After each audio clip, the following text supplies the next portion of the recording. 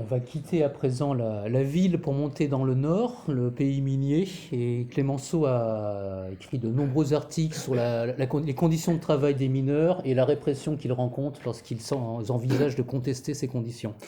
C'est assez intéressant de regarder les dates parce que pour ceux qui se souviennent de leur lecture de Germinal, il y a les résonances entre Clémenceau et Zola sont assez impressionnantes. Il y a une explication à cela. Germinal paraît en 1885. Zola a travaillé dessus 2 ans avant, comme il fait souvent, il met 2 ans pour publier un roman. Donc il a travaillé en 84-83 sur ses enquêtes de terrain pour écrire Germinal. Et en 1884, donc à peu près la même année, Clémenceau est nommé rapporteur du gouvernement pour enquêter justement sur les mines. Et il va se rendre comme Zola à Anzin pour examiner les conditions de travail des mineurs à Anzin. Et comme Zola, il va subir les mêmes rebuffades, il va constater les mêmes comment dire, procédés de la compagnie minière qui ne lui font rencontrer que les mineurs choisis, qui l'emmènent dans des circuits un petit peu choisis. On se croirait un petit peu en URSS quand on nous fait visiter des usines merveilleuses. Et il va voir les conditions des mineurs, il n'a pas le droit de leur parler. Les mineurs viennent le trouver en cachette pour lui dire si on vous parle, on va nous licencier plus tard ou on va nous faire les pires conditions. Enfin, il est au courant de toutes les petits tripatouillages des compagnies minières, ce qui lui permet de produire des articles très très très bien documentés. Donc j'ai fait un choix entre plusieurs articles pour les regrouper en un seul. Malheureusement, c'est pas très honnête quelque part, mais ça permet de voir un petit peu l'éventail de ce que constate Clémenceau. Il faut dire aussi que ces textes très très beaux de Clémenceau sur les mines, sur le droit de grève, sur la répression, lui seront malheureusement reprochés par ses amis de gauche lorsque lui-même sera au ministre de l'Intérieur et qu'il fera tirer la troupe sur les grévistes. Mais nous n'en sommes pas encore là. Voyons encore le Clémenceau d'avant. Dans les mines, un réformateur nous est né. Monsieur Francis Magnard, pour le nommer, a trouvé du nouveau. On sait que cet écrivain distingué excelle à mettre en fiole la quintessence de l'esprit bourgeois à l'usage des gens du monde. Ça ne tient pas de place, c'est limpide, bénin, et ça vous a une petite saveur aimable qui n'ébranle pas les cerveaux fatigués. Il est parti de ce principe simple, mais qu'il fallait découvrir, que dans les charbonnages, tout le monde est content. Les actionnaires qui touchent de fabuleux dividendes et les ouvriers tout heureux de passer leur vie loin des agitations du monde, dans le calme d'un trou paisible où l'on n'est pas gêné par le soleil. Pourquoi faut-il qu'il y ait des députés socialistes qui prennent plaisir à troubler ce consensus général ? De là vient tout le mal. Les ouvriers se mettent en grève sans raison. La preuve, c'est que M. Magnard le dit. Comme les choses ont changé. Il y a quelques années, je fus envoyé par la Chambre à Anzin pour faire une enquête sur les causes de la grève de 1884. Les mines n'étaient pas du tout à cette époque le lieu de plaisance qu'elles sont aujourd'hui, paraît-il. Dans la première fosse où je descendis, après avoir marché dans l'eau, plié en deux pendant des centaines et des centaines de mètres, à travers les suintantes frondaisons de moisissures qui pendent de la voûte, j'arrivais, en rampant, à une jolie couche de 43 cm d'épaisseur. Là travaillaient des êtres humains, étendus sur le flanc, abattant le charbon qui leur tombait sur la face et le remplaçant au fur et à mesure par des rondins pour n'être pas écrasés par le plafond. J'arrivais à un carrefour où des masses noires, silencieuses, avec des gestes d'ombre, s'occupaient à couper menu quelque chose de tout point semblable au charbon sur lequel elles gisaient. La blancheur des dents et de l'œil seule frappait. Tout le reste était confondu. Les voilà qui dînent, les gaillards, nous dit l'ingénieur aimable qui nous guidait. Pourvu que le mineur ait son fromage blanc, il est heureux. Ce fromage blanc ne m'est pas sorti de la mémoire. On sait qu'il est remplacé aujourd'hui par de la purée d'ananas, le mineur s'obstinant à refuser les truffes à cause de la couleur. Les socialistes demandent une enquête sur le régime des mines. Personne ne sera surpris d'apprendre que le gouvernement s'y oppose.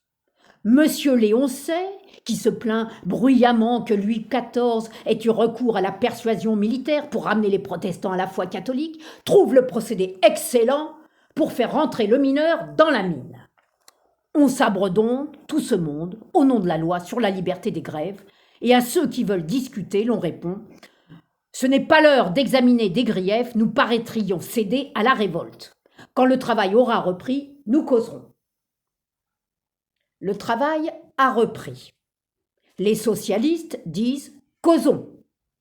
Et voilà qu'on ne veut plus causer. Quand on dispose de ce suprême argument, la force, pourquoi perdre son temps en conversation? Pas d'enquête, dit le ministre, cela ferait de l'agitation. Cette idée est fort curieuse et tout à fait caractéristique. La grève, sans doute, c'est de l'agitation, mais on en vient à bout par la force armée. L'enquête, avec son apparence paisible, est infiniment plus dangereuse. Une demi-douzaine de députés qui descendent dans les fosses causent avec les ouvriers, interrogent le directeur des mines, discutent, font des calculs et établissent en chiffres clairs la situation de chacun. Voilà ce qui paraît tout à fait insupportable. D'abord parce qu'il pourrait sortir de tout ce travail telle conclusion fâcheuse pour les patrons et pour les ministres qui leur servent de truchement. Surtout, dit-on, parce que cela agiterait l'esprit des mineurs et pourrait les encourager à de nouvelles résistances. Comment ne voit-on pas que refuser de s'enquérir sur place des doléances des ouvriers, c'est leur faire croire qu'ils ont eu tort d'espérer dans le régime parlementaire et qu'ils n'ont de recours efficace que dans la Révolution? Comment ne voit-on pas qu'on sème la paix et la confiance à pleine main en envoyant les représentants des grands pouvoirs de l'État au milieu des populations mécontentes pour conférer avec elles, établir contradictoirement devant tous où peut-être la faute de quelques-uns, où est le droit de chacun? Y a-t-il une grève à Lens? On envoie des troupes à Anzin, qui n'est pas en grève, pour terrifier les populations. On viole ouvertement le domicile privé du mineur, on abat la clôture de son jardin, on pénètre chez lui parce qu'on est le plus fort. Croyez-vous lui inspirer ainsi le respect de la loi? Vous lui en donnez la haine et le mépris. Des témoins ne veulent pas mentir? Condamner à la prison. Enseignez-vous ainsi autre chose que le dégoût du juge, réputé le protecteur du faible, en réalité l'instrument avili du fort? Vous faites une loi sur l'arbitrage, les mineurs l'invoquent, les patrons s'en moquent. Vous venez au secours des patrons. Quand on propose aux économistes d'intervenir dans les rapports du mineur avec le patron de la mine, ils répondent que l'État n'a aucun droit d'intervention. Le propriétaire de la mine est chez lui.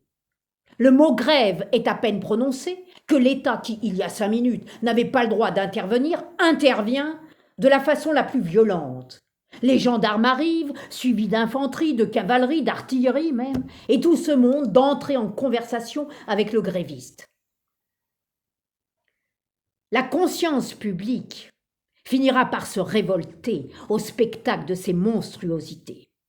Si elle se tait, s'il demeure entendu que la République doit perpétuer en les aggravant les pratiques du passé, alors, un bon mouvement, supprimez le droit de grève. Puisque votre loi n'est qu'un piège odieux, que les mineurs se contentent de ce qu'on leur jette en pâture, et s'ils n'en ont pas assez pour eux et les leurs, eh bien, qu'ils aillent mendier sur les routes. Mais j'y songe, à tous les carrefours, des poteaux bienfaisants avertissent les misérables que la mendicité est interdite. C'est une société chrétienne qui a édicté cette loi, par laquelle un homme qui n'a rien n'a pas le droit de demander à manger à un autre homme qui a trop. Il y a 1800 ans, fut publiquement exécuté à Jérusalem un rêveur, honni par les gros dividendes de l'époque, pour avoir dit donnez tout ce que vous avez aux pauvres, s'il le peut, de là-haut. Il ferait bien de surveiller ses disciples.